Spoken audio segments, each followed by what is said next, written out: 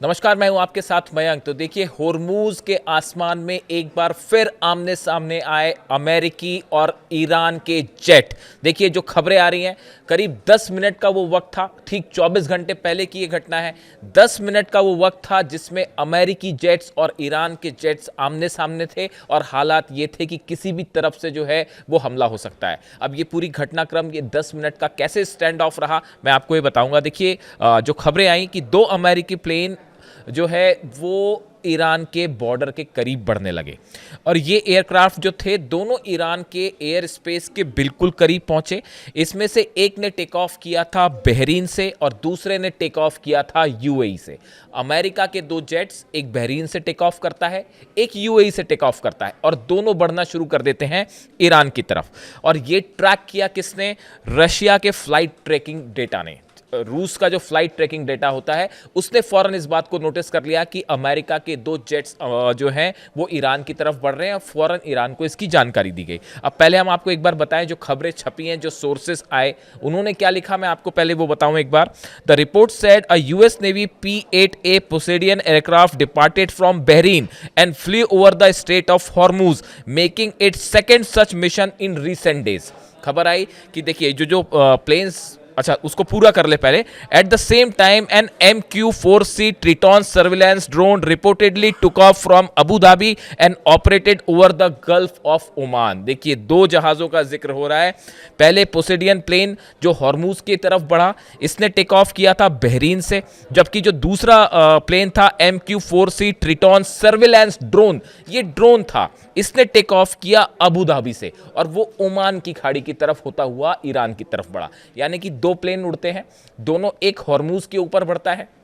जो surveillance drone है पोसेडियन aircraft कहलाता है ये। देखिए, ये पोसेडियन एयरक्राफ्ट अमेरिका का बेहद एडवांस एयरक्राफ्ट है और इसका मुख्य जो उद्देश्य होता है वो जो भी देश है उसके बारे में डेटा कलेक्ट करता है। ये खास तौर पर कहाँ पे मिसाइल्स हो सकते हैं, कहाँ पे रडार्स लगे हुए हैं, कौन सी जगह पर डिफेंस सिस्टम हो सकता है, आर्मी की, मिलिट्री की इस समय पोजीशन क्या है, समंदर में जो है वो शिप्स, वॉरशिप्स जो हैं उनकी पोजीशंस क्या है, इसके डेटाज ये रिकवर करके भेजता है। तो देखिए, एक ने टेक ऑफ किया बहरीन से, दूसरे ने टेक ऑफ किया अबू धाबी से।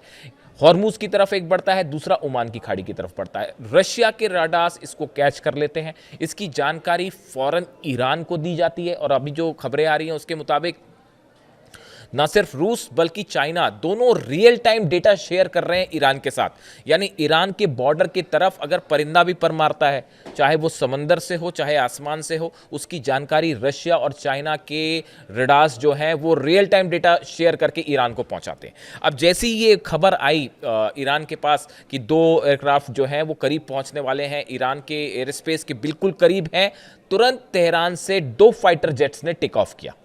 दोनों ने इंगेज, दोनों एक बढ़ने लगा हॉर्मुज की तरफ, जो कि हॉर्मुज पर की तरफ जो अमेरिका का प्लेन फ्लाई कर रहा था, जो उसकी तरफ करीब जा रहा था। तेहरान से टेक ऑफ करता है प्लेन और वो उसके करीब जाता है। दूसरा ओमान की खाड़ी से होते हुए जो ईरान के बॉर्डर की तरफ बढ़ रहा था, एयर स्पेस की तरफ बढ़ रहा था, उसको टेक ऑफ करने के लिए, उसको एनकाउंटर करने के लिए जो है दूसरा प्लेन जो कि तेहरान से टेक ऑफ हुआ वो उसकी तरफ बढ़ने लगा। यानी देखिए, चंद मिनटों के अंदर ही जैसी ये जानकारी आती है, सिर्फ मिनटों का खेल था ये, कुछ ही मिनटों के अंदर रूस ने जानकारी दी और बिना देर गवाए तेहरान से जो है फाइटर जेट्स ने टेक ऑफ कर दिया। जो डिफेंस सिस्टम्स हैं वो तो लगे हुए हैं, लेकिन ये तीसरा मौका है ऐसा। मैं पहली 2 बार आपको अपने वीडियो में घटनाएं बता चुका हूं कि कैसे एक बार F-15 जेट ने बहुत करीब आया ईरान के, यहां तक कि उसने सिग्नल्स भी दिए कि मतलब अपनी आइडेंटिटी भी डिस्क्लोज की थी F-15 जेट ने। वो उसने टेक ऑफ किया था जॉर्डन से और वो बहुत करीब गया ईरान के, उसने अपनी आइडेंटिटी भी रिवील की कि मैं अमेरिका का F-15 जेट हूं। मतलब देखिए, जो प्लेन्स होते हैं उसके जो पायलट्स होते हैं वो कई बार, ये एक वॉर टैक्टिक्स होती है, उसमें अपनी आइडेंटिटी चाहे तो वो रिवील कर सकते हैं। तो उसने रिवील किया, एक प्रकार से उकसाने की कोशिश थी, ईरान को संदेश देने की कोशिश थी। ईरान डरने वरने वाला नहीं था उससे, तो वो वापस चले गए। इसी तरह से F-35 जेट्स भी जो हैं वो भी बताया जाता है कि 2 जेट बेहद करीब पहुंच गए थे ईरान के, लेकिन एंटर नहीं किया, वापस चले गए। और ये तीसरा मौका है, यानी पिछले करीब 10 दिन के अंदर ये तीसरा मौका जब अमेरिका के 2 प्लेन्स बिल्कुल एयर स्पेस के करीब हैं, लेकिन फिर वही हुआ एक बार। ये दोनों जो प्लेन्स थे US Navy P-8A Poseidon aircraft, और दूसरा जो MQ-4C ट्रिटॉन सर्विलांस ड्रोन था, ये दोनों ने एयर स्पेस में एंटर नहीं किया। वो करीब 10 मिनट तक ईरान के एयर स्पेस के आसपास रहे, मंडराते रहे और अल्टीमेटली वो वापस जाने को मजबूर हुए, वो वापस चले गए। इसी बीच तेहरान से मैंने आपको बताया कि जेट्स ने टेक ऑफ कर लिया था, डिफेंस सिस्टम्स लगातार लगे हुए हैं। अब सवाल ये है कि बार बार सर्विलांस वाली बात तो एक है ही कि लगातार ख़ास तौर पर स्ट्रेट ऑफ हॉर्मूज़ में जो है वो बहुत ही एग्रेसिव स्टैंड ले रखा है, पोस्चर लेकर रखा है ईरान ने।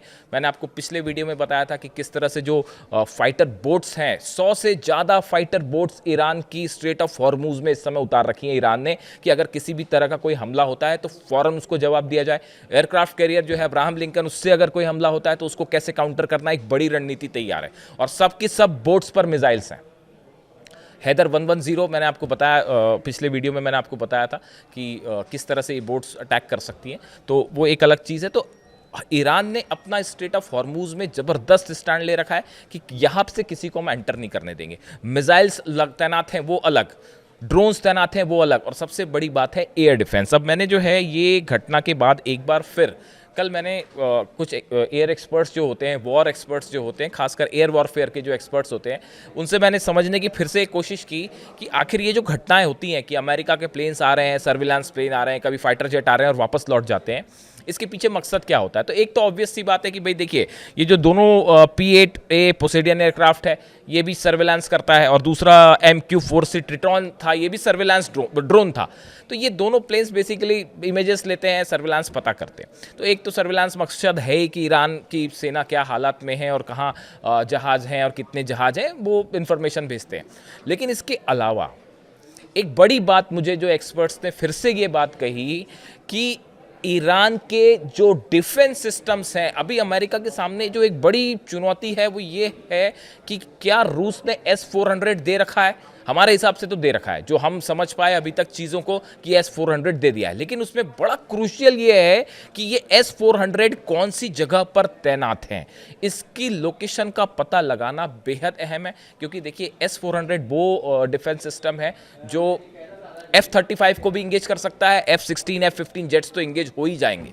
तो ऐसी सिचुएशन में अगर आप बाय एयर अटैक होता है, इसीलिए ये खबरें आ रही थी बीच में कि अगर ईरान पर हमला होता है तो वो नेवी से हो सकता है, टॉमहॉक मिसाइल से हो सकता है, और उसको जो है सबमरीन्स जो है अमेरिका की, वो अटैक कर सकती है। इस तरह की खबरें आ रही थी, और एयर फाइटर जेट्स जो हैं वो शायद इस बार एंटर ना करें, इस तरह की खबरें थी। उसकी मेन वजह यही थी कि S-400 की लोकेशंस के बारे में पता नहीं है, और जो कई एक्सपर्ट्स कहते हैं, उनका ये कहना है कि ये जो प्लेन्स भेजे जाते हैं, ये एक प्रकार से टीज करने की कोशिश की जाती है, ईरान को उकसाने की भी कोशिश की जाती है कि ईरान वो गलती करे जो शायद अमेरिका ने किया। देखिए, ड्रोन था शाहिद, वो फ्लाई करता हुआ एयरक्राफ्ट कैरियर के करीब आया अब्राहम लिंकन के, और वहाँ से F-35 जेट ने उसको शूट कर दिया। और खबर ये आई कि ईरान के ड्रोन उस तक पहुंच सकते हैं, तो उसमें ज़्यादा जो है वो बदनामी अमेरिका की हुई कि भाई उसके ड्रोन ही आपको निशाना बना सकते हैं, आपके एयरक्राफ्ट कैरियर को बचाइए उसको, इस तरह का मैसेज गया।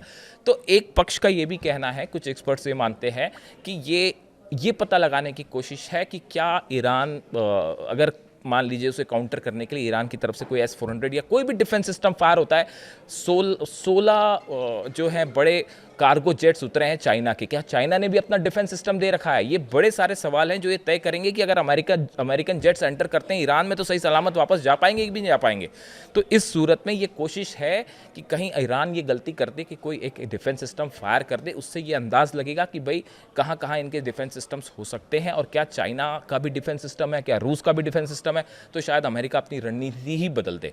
लेकिन ईरान ने एक बार फिर वो गलती नहीं की, वो जो चाल एक अमेरिका ने बिछाया उसमें नहीं फंसा, और स्ट्रेट ऑफ हॉर्मूज में जो स्टैंड ईरान ने ले रखा है बेहद एग्रेसिव, और ना सिर्फ ज़मीन पे बल्कि आप देखिए कि समंदर में भी, हॉर्मूज की खाड़ी में भी, और फारस की खाड़ी में भी, और अब आसमान में भी लगातार ईरान जो है वो फाइटर जेट्स के मामले हों चाहे सर्विलांस वाले मामले हों, हर मामले पे अमेरिका पर भारी पड़ता दिखाई दे रहा है, उससे एक कदम आगे दिखाई दे रहा है। तो ये बेहद इंटरेस्टिंग स्टैंड ऑफ था अमेरिका और ईरान के बीच में। 10 मिनट का ही था, लेकिन बड़ी खबर थी। इससे जुड़ा जो भी अपडेट होगा आप तक पहुंचाऊंगा। वीडियो कैसा लगा कमेंट करके ज़रूर बताइए। Thank you so much.